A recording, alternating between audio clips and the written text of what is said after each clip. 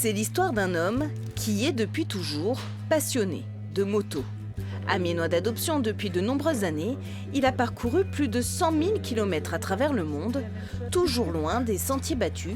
À 73 ans, sa passion reste intacte. À quel âge vous avez eu votre première moto et ça a été facile pour vous de l'avoir Alors, non, ça n'a pas été facile du tout, parce que mes parents refusaient absolument le concept, l'idée que je puisse avoir de la moto, parce qu'ils me sentaient très attiré par la chose, hein, et j'avais un interdit familial sur la question.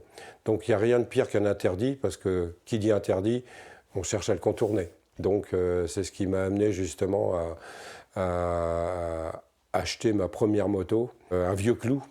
Et donc il y a un jeu concours Oui. qui a changé votre vie. Alors c'était en 74, donc je sortais de mes examens épreuves de concours de pharmacie. Je vais chez le libraire sur mon chemin retour d'examen et j'achète Moto Revue et je tombe sur un entrefilet où était marqué racontez-nous le rêve de votre vie. Donc où en une dizaine de pages maximum, il fallait raconter le voyage idéal que l'on souhaitait faire.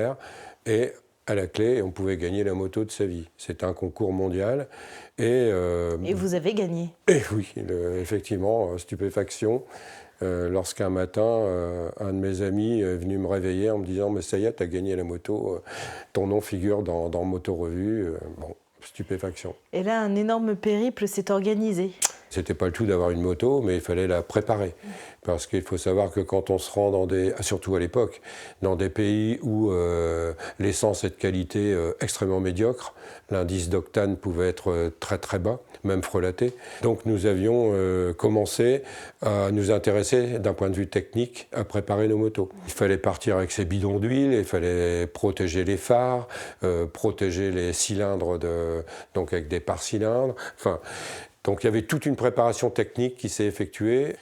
Ma compagne était un peu craintive. Il faut imaginer que quand on a 20 ans, partir en Inde, au Népal en moto, traverser des pays comme l'Afghanistan, l'Iran, la Turquie, etc., ça peut faire peur. Les parents dissuadent, les amis ébahis dissuadent quand même, les fait attention, c'est pas possible, combien de freins ai-je pu entendre, et j'oserais dire que plus on met de freins, plus ça renforce ma détermination. Le 1er juin 1975, vous partez donc de Mouveau près de Lille, direction Katmandou. Oui. C'est bien ça. Et alors comment ça s'est passé? Vous étiez 4. Alors nous étions 4, donc 2 motos, 4 personnes. Donc effectivement dans l'enthousiasme et la fatigue du départ. Donc le saut de puce, ça a été l'Allemagne, l'Autriche, la Yougoslavie, la Bulgarie, la Turquie, et là s'est produit un incident, à savoir un accident dans un troupeau de moutons. Parce que la moto a été cassée oui, par un troupeau de moutons. Ils se sont scratchés sur la route et légèrement blessés, et donc rapatriés. Et donc nous, la grave décision de continuer le voyage tout seul. Quand je dis nous, c'est moi et ma compagne. Alors est-ce que finalement vous êtes allé jusqu'à Katmandou ? Alors non, dans la mesure où à Téhéran, j'avais réussi à avoir une communication téléphonique vers la France et vers mes parents. Et mes parents m'ont annoncé que je n'avais pas eu mes examens de pharmacie de juin et qu'à l'époque, j'avais une session de septembre à repasser. Alors finalement, on a pris la décision de rentrer. Mais bien nous en a pris finalement dans la mesure où ça nous a permis de visiter l'Iran du nord au sud et d'est en ouest.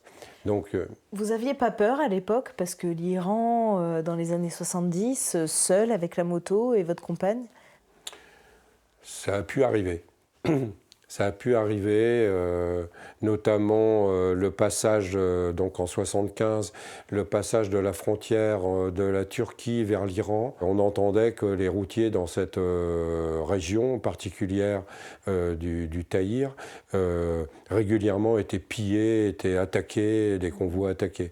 Et on a vu de nos yeux des convois attaqués par des enfants qui jettent des pierres sur les camions, qui montent sur les marchés marchepied, des adultes qui sont en embuscade derrière des rochers.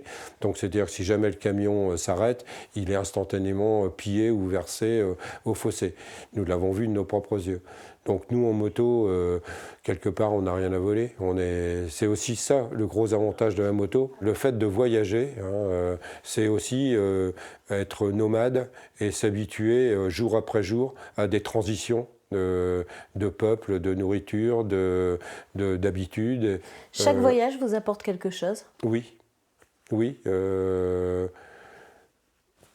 Une richesse d'ouverture sur le monde,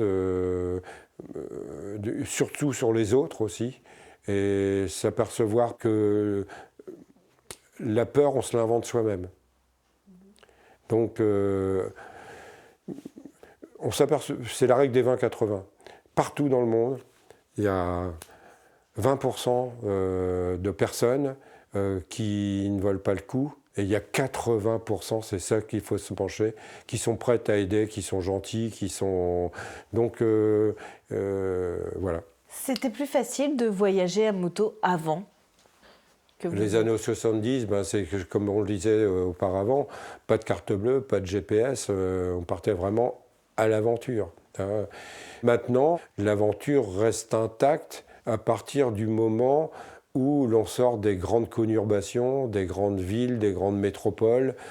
Vos voyages à moto, vous avez décidé d'en faire un livre, pourquoi? Oui.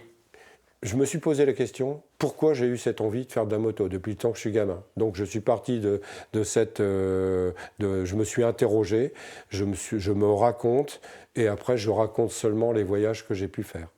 Vous arrêterez la moto un jour, vous pensez? Pour moi, la moto est un véhicule, est un support pour aller vers l'autre, pour aller vers une contrée. Et pour résumer, j'aime la difficulté. Voilà. Et ça, c'est pas terminé? Non.